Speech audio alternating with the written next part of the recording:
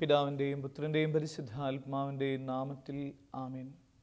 എല്ലാം അറിഞ്ഞാലും ഓ ദൈവമേ, നിന്നെ അറിഞ്ഞില്ലെങ്കിൽ എൻ്റെ അറിവെല്ലാം വ്യർത്ഥമാണ് എന്ന് അഗസ്തീനോസ് പുണ്യവാൻ പറഞ്ഞത് ഞങ്ങൾ ഓർക്കുന്നു. ഞങ്ങളുടെ അറിവുകളെല്ലാം ഈശോയിലേക്ക് ആഴപ്പെടുന്ന അറിവുകളാവുമ്പോഴാണ് അത് തിരിച്ചറിവുകളും കൃപയുള്ളതുമായിട്ട് തീരുന്നത് എന്ന് ഞങ്ങൾ അറിയുന്നു.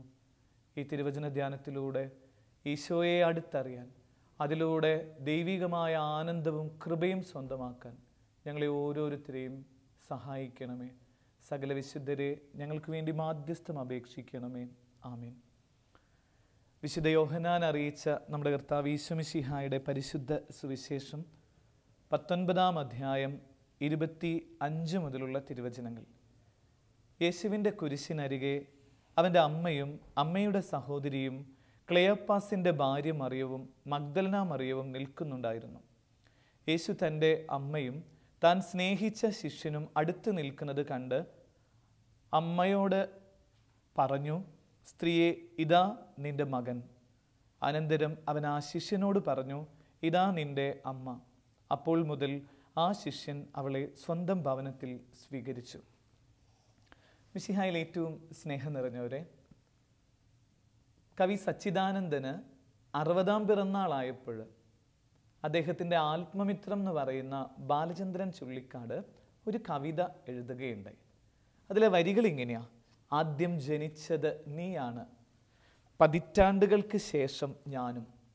നമുക്കിടയിൽ ഒരു പുഴയുണ്ടായിരുന്നു, പാതിരാവിൽ പെരുമഴയത്ത് ഒഴുകി വന്ന മരത്തടിയിൽ പിടിച്ച് നീന്തി ഞാൻ അക്കരയെത്തി. നീ എനിക്ക് അന്നവും കമ്പിളിയും തന്നു. ഇങ്ങനെ നീണ്ടുന്ന ഒരു വളരെ വ്യത്യസ്തമായ ഒരു കവിതയാണ് പിറന്നാൾ സമ്മാനമായിട്ട് ബാലചന്ദ്രൻ ചുള്ളിക്കാട് ഇദ്ദേഹത്തിന് സച്ചിദാനന്ദന് കൊടുക്കുന്നത്. അപ്പോൾ ഈ കവിത എഴുതിയതിനെ കുറിച്ച് ഇങ്ങനെ ചോദിക്കുകയുണ്ടായി. ബാലചന്ദ്രൻ ചുള്ളിക്കാടിനോട് ചോദിച്ചു, ഇങ്ങനെ ഒരു കവിത എഴുതാൻ, ഇത്രയും സുന്ദരമായ ഒരു കവിത എഴുതാൻ താങ്കളെ എങ്ങനെയാണ് പ്രേരിപ്പിച്ചേ എന്ന് ചോദിച്ചപ്പോൾ ബാലചന്ദ്രൻ ചുള്ളിക്കാട് പറയുന്ന മറുപടി എങ്ങനെയാണ്: സച്ചിദാനന്ദൻ എൻ്റെ ആത്മമിത്രമാണ്. എനിക്ക് ആഴത്തിൽ അദ്ദേഹത്തെ അറിയാം, അദ്ദേഹത്തിൻ്റെ ശൈലികൾ അറിയാം. അതുകൊണ്ട് ഈ കവിത എഴുതാൻ എനിക്ക് എളുപ്പമായി എന്ന് ഇങ്ങനെ കഴിഞ്ഞ കവിയരങ്ങിൽ ഇങ്ങനെ പങ്കുവച്ചത് ഓർക്കാം. ഇപ്പം നമ്മളെല്ലാവരും ചോദിച്ചുകൊണ്ടിരിക്കുന്ന അല്ലെങ്കിൽ പറഞ്ഞുകൊണ്ടിരിക്കുന്ന കാര്യം എന്ന് പറഞ്ഞാൽ ഈശോയെ അറിയുമോ എന്നൊക്കെയാണ്. ഈശോയെ അറിയിക്കാനുള്ള വലിയ ശ്രമത്തിലൊക്കെ തന്നെയാണ് നമ്മളിൽ പലരും ഇങ്ങനെ നിൽക്കുന്നത്. പിന്നെ ഈ ഒരു വചനധ്യാനത്തിലൂടെ ഒരു പുതിയ വർഷത്തിൻ്റെയും അല്ലെങ്കിൽ പുതിയ ഒരു പ്രഭാതത്തിൻ്റെയൊക്കെ നിറവിൽ നിൽക്കുമ്പോൾ ഈശോയെ നീ അറിയുമോ എന്ന് ചോദിച്ചു കഴിഞ്ഞാൽ നിനക്ക് എങ്ങനെയാണ് ഉത്തരം പറയാൻ പറ്റുക? അറിയോ ചോദിച്ചു കഴിഞ്ഞാൽ ഒരുപക്ഷെ നമുക്ക് പെട്ടെന്ന് ഉത്തരം പറയാം, യെസ് വി നോ, ഞങ്ങൾക്ക് എല്ലാവർക്കും ഈശോയെ അറിയാം എന്നൊക്കെ നമ്മൾ ഒറ്റ വരിയിൽ ആൻസർ പറയും. പക്ഷെ എത്രത്തോളം അറിയും, അതല്ലെങ്കിൽ ഞാൻ എന്തിനാണ് ഈശോയെ സ്നേഹിക്കുന്നത് എന്ന് ചോദിച്ചാൽ, അവൻ എന്തിനാ അറിയുന്നതെന്ന് ചോദിച്ചു കഴിഞ്ഞാൽ ചിലപ്പോഴൊക്കെ നമുക്ക് അതിനുള്ള കൃത്യമായ ആൻസർ കൊടുക്കാനായിട്ട് നമുക്ക് പറ്റാതെ പോകും.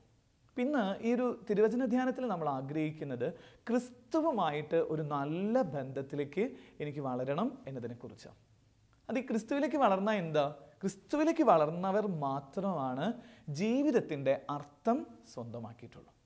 അത് കുറച്ചും കൂടെ ലളിതമായിട്ട് പറയുകയാണെങ്കിൽ, ആരൊക്കെ ജീവിതം അർത്ഥപൂർണമാക്കുന്നുണ്ടോ ആ അർത്ഥപൂർണമാക്കാനുള്ള കാരണമായിട്ട് പറയുന്നത് അവർ നല്ല ബന്ധങ്ങൾ സൂക്ഷിക്കുന്നു എന്നുള്ളത് കൊണ്ടാണ്.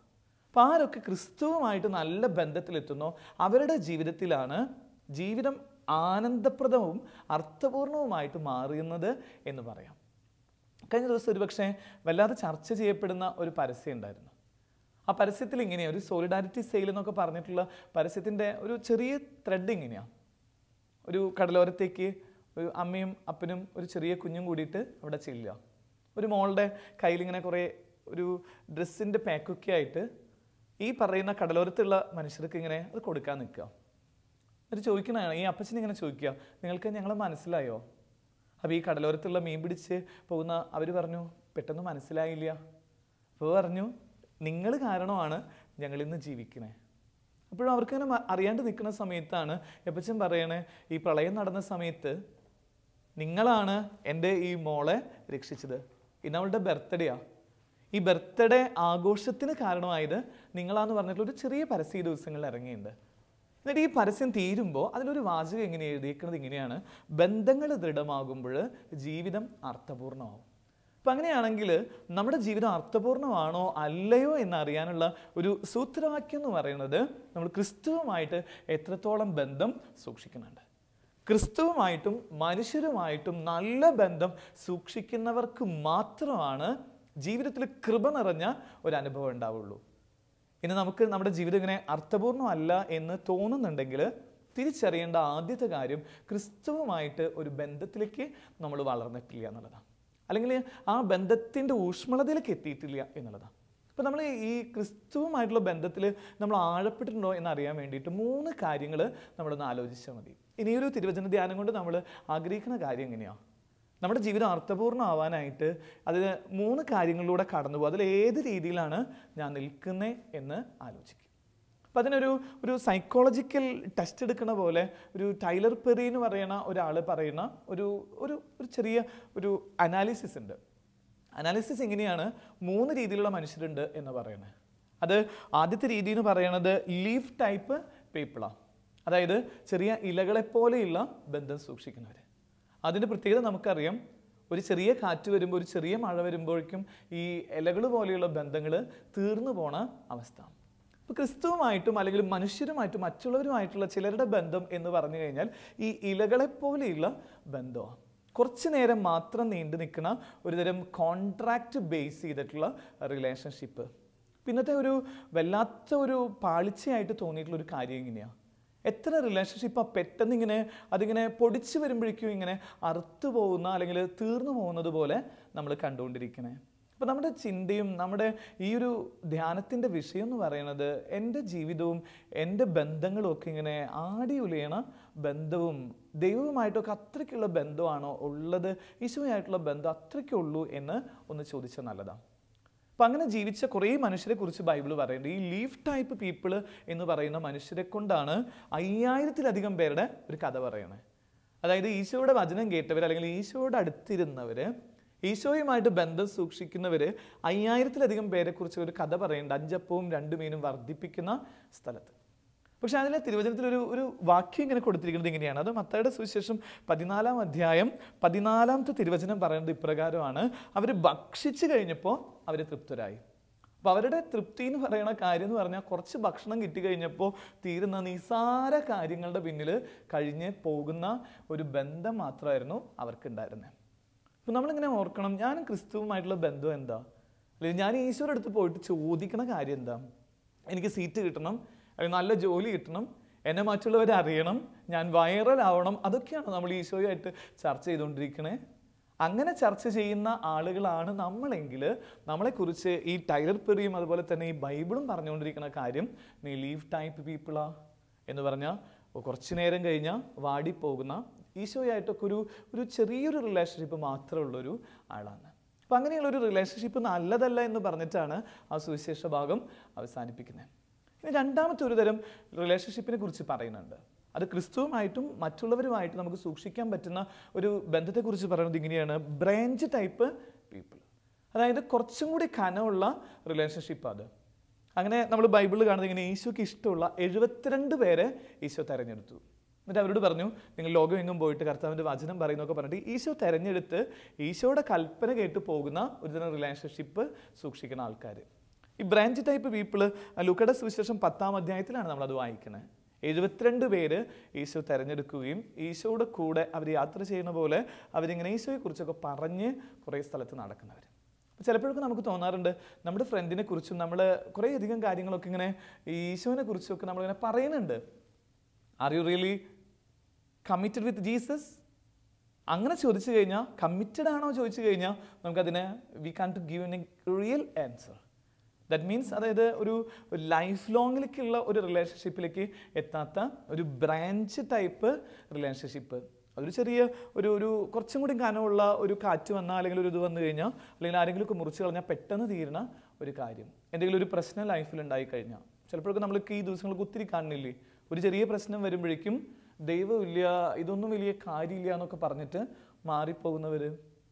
കഴിഞ്ഞ ദിവസം ഞാനിങ്ങനെ ഒരു അപകടത്തിൽപ്പെട്ട ഒരു കുടുംബത്തിലേക്ക് ചെല്ലുക.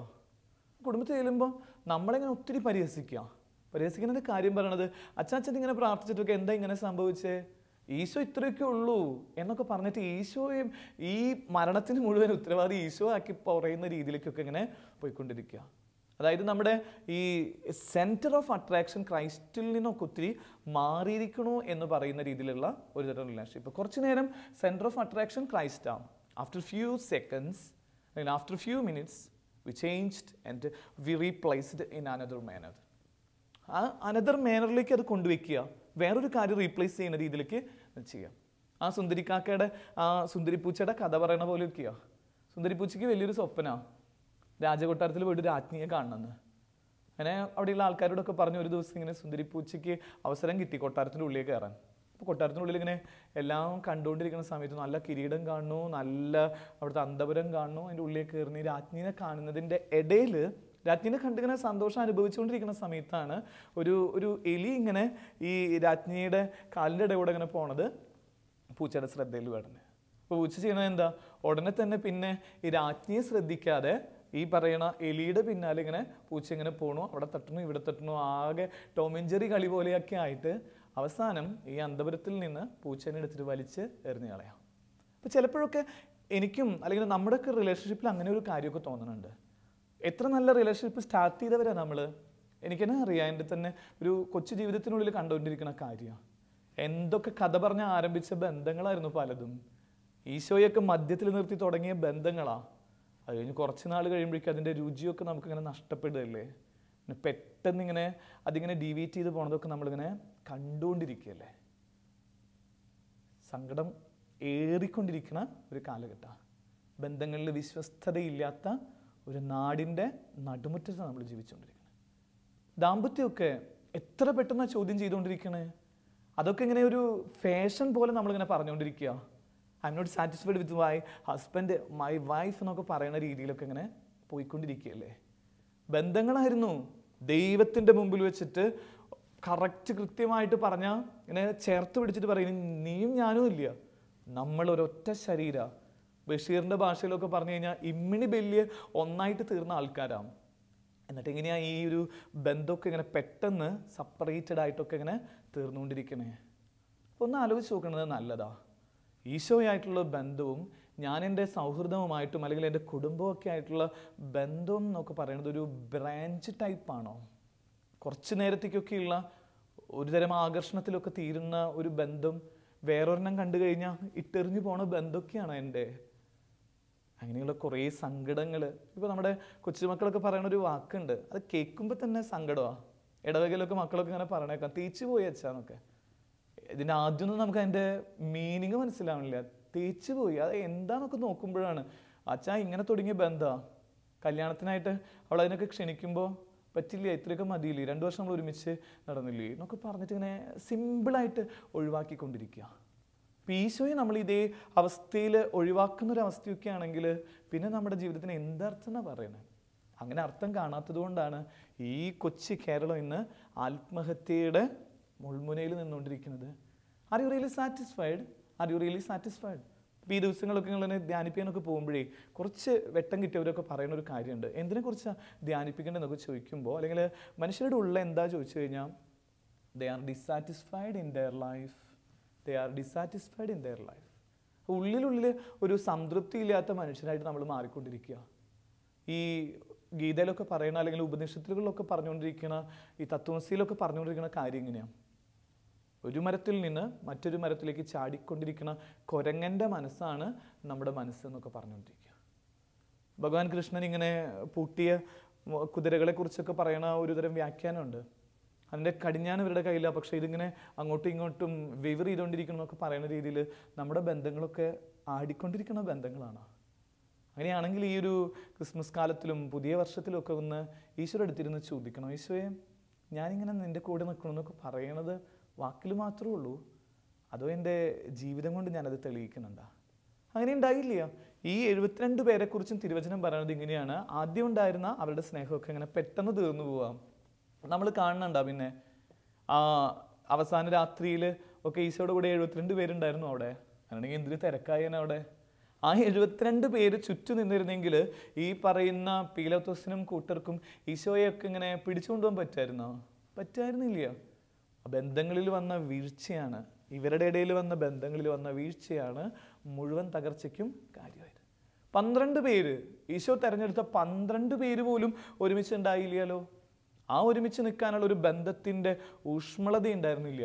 പക്ഷെ എത്ര റൊമാൻറ്റിക് ആയിട്ട് ആ സമയത്ത് പോലും പറയണേ, എൻ്റെ മക്കളെ നിങ്ങളുടെ കാല് ഞാൻ കഴുകണില്ലേ, എൻ്റെ ശരീരമാണ്, എൻ്റെ രക്തമാണ്, eat it, drink it, this is my blood broken for you, നിങ്ങൾക്ക് വേണ്ടി മുറിച്ച എൻ്റെ ശരീരവും എൻ്റെ രക്തമാണെന്നൊക്കെ പറഞ്ഞിട്ട് ഈശോ ഇങ്ങനെ ബന്ധങ്ങളുടെ കഥ മാത്രം പറഞ്ഞുകൊണ്ടിരിക്കുക. ആ ബന്ധങ്ങളുടെ കഥ പറഞ്ഞിട്ടും ഈശോ പാടുന്നതും ഒക്കെ ഇതേക്കുറിച്ച് തന്നെയാണ്. സ്വർഗത്തിൽ നാവിനി ചേരും വരെയും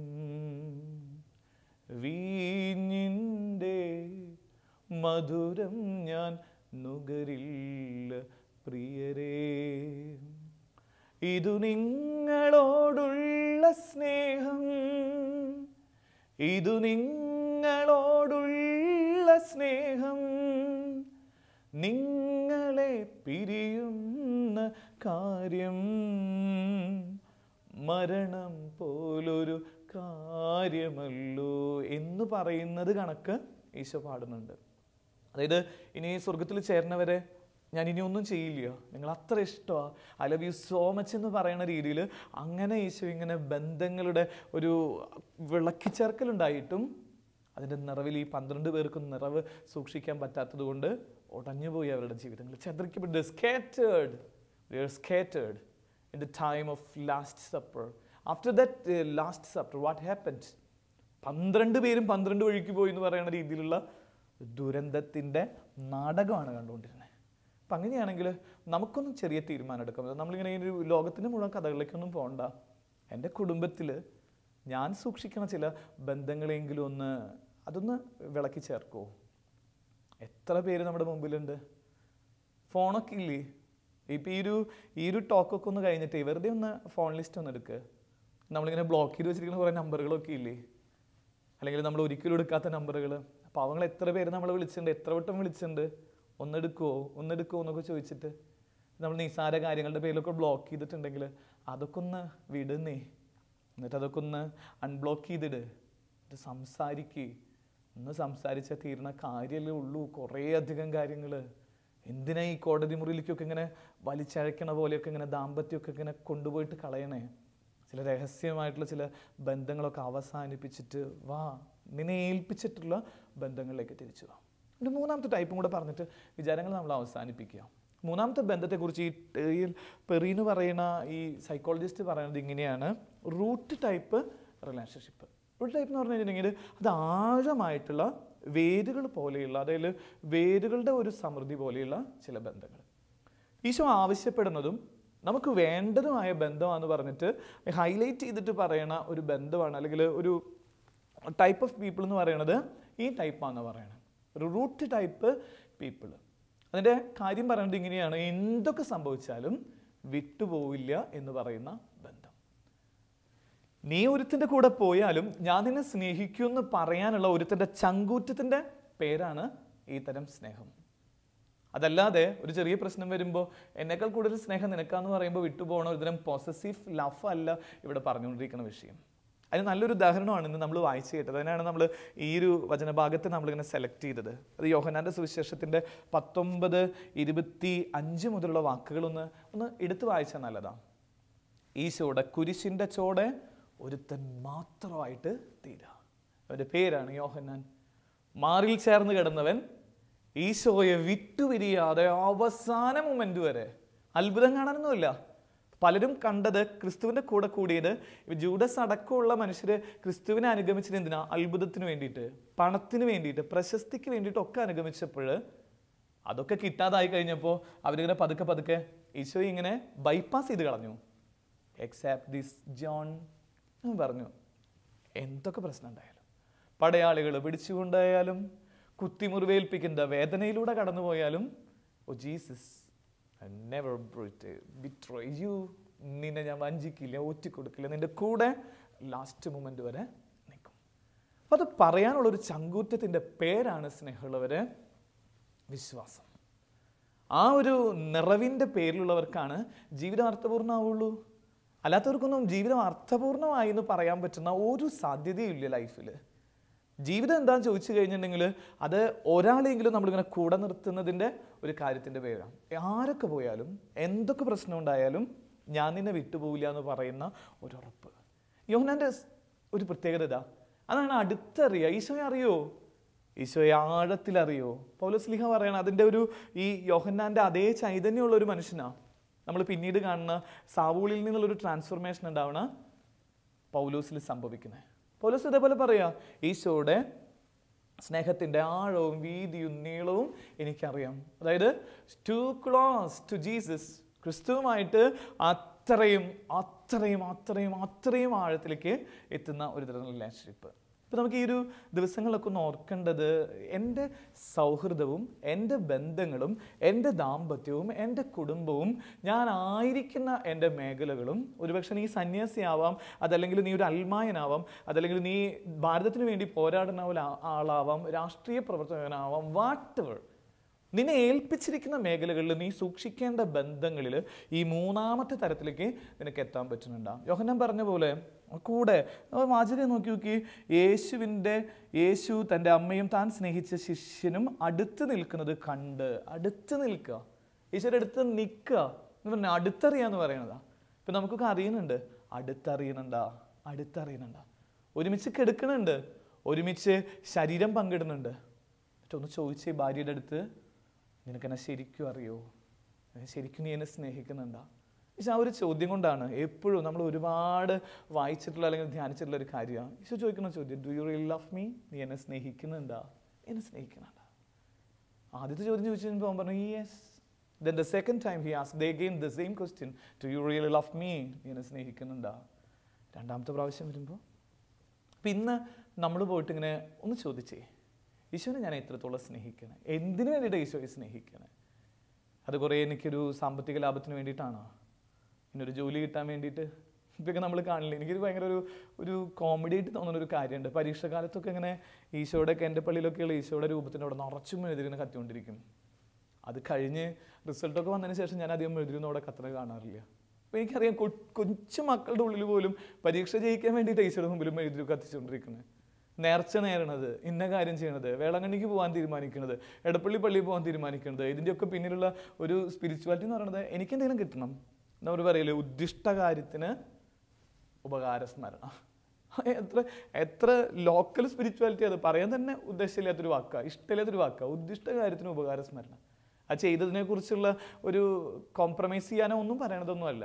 പക്ഷേ അതിൽ മാത്രം ഒതുങ്ങണതല്ല, അതിനേക്കാൾ അപ്പുറത്ത് എനിക്ക് എൻ്റെ ഈശോ ഒന്നും തന്നില്ലെങ്കിലും ഇതൊന്നുമില്ലെങ്കിലും ഞാൻ അവൻ്റെ കൂടെ നിൽക്കാമെന്ന് പറയുന്ന ഈശോയായിട്ടൊരു ബന്ധം ഉണ്ടാവണം. അതേ ഈശോയുമായിട്ട് ബന്ധമുള്ളത് പോലെ തന്നെ ഈശോ നിന്നെ ഏൽപ്പിച്ച കുറേ കാര്യങ്ങളുണ്ട്. നിൻ്റെ മക്കൾ, നിൻ്റെ ജീവിത പങ്കാളി, നിൻ്റെ സഹോദരങ്ങൾ, നിൻ്റെ സന്യാസ ഭവനം, അവരെയും കൂടെ ചേർത്ത് പിടിക്കാനുള്ള ബാധ്യത നമുക്കുണ്ട്. നമുക്ക് ഇന്നോട്ട് പറയാം, എനിക്ക് നിന്നെ ആഴത്തിൽ അറിയാം. ഈശോ എത്ര അറിയാം? ഈശോ എനിക്ക് ആഴത്തിൽ അറിയാം. നിനക്ക് എന്നെ എത്രത്തോളം അറിയാം? ഭാര്യ ചോദിക്കുമ്പോൾ ഭർത്താവിന് പറയാൻ പറ്റണം, എനിക്ക് ആഴത്തിൽ എൻ്റെ ഭർത്താവിനെ അറിയാം. അതാദ്യത്തെ വർഷമല്ല, വിവാഹം കഴിഞ്ഞ് 50-ാം വർഷവും പറയാൻ പറ്റണം. സന്യാസ ഭവനത്തിലുള്ളവർ സാഹോദര്യത്തിന് നിറവിലുള്ളവർക്കും പറയാൻ പറ്റണം, ആഴത്തിലറിയാം. ദൈവം നമ്മളെ അനുഗ്രഹിക്കട്ടെ. പിതാവിൻ്റെയും പുത്രൻ്റെയും പരിശുദ്ധാത്മാവിൻ്റെയും നാമത്തിൽ ആമേൻ.